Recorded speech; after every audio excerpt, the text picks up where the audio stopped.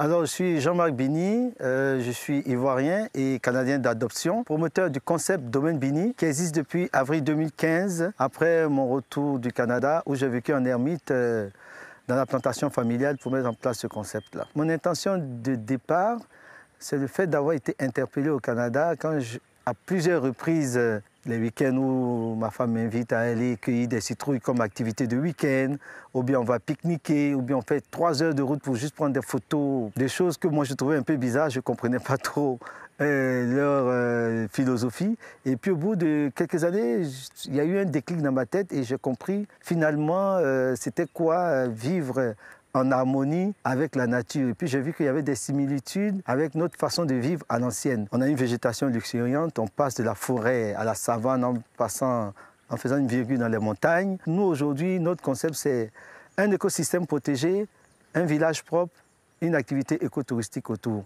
Donc là, on a Bini Forêt, nous venons de réaliser Bini Lagune. Qui sait si demain, il y aura Bini Savane, Bini Montagne, etc.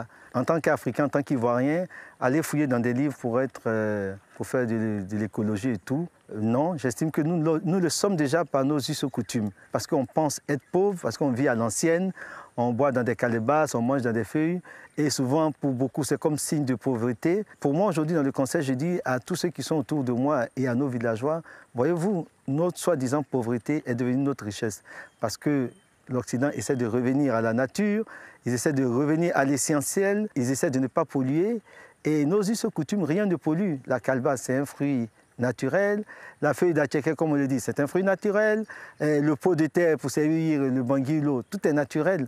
Donc, en appliquant nos us et coutumes ou nos pratiques à l'ancienne, automatiquement, on peut même coiffer au poteau tous ces concepts-là. On est à la fois bio, on est à la fois on recycle, on récupère, on est biodégradable, on protège la planète, on protège notre écosystème par nos institutions, nos règles, notre façon de vivre à l'ancienne avec nos forêts sacrées, nos bois sacrés.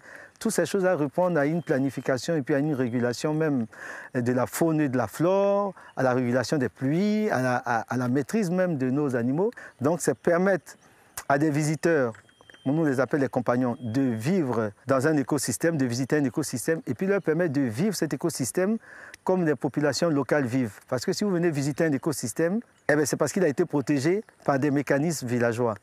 Et donc, il faut pouvoir vivre comme ces villageois-là, manger, dormir comme eux, pour voir vraiment quelle était toute la pratique ancienne, toute la valeur qu'ils y ont mis.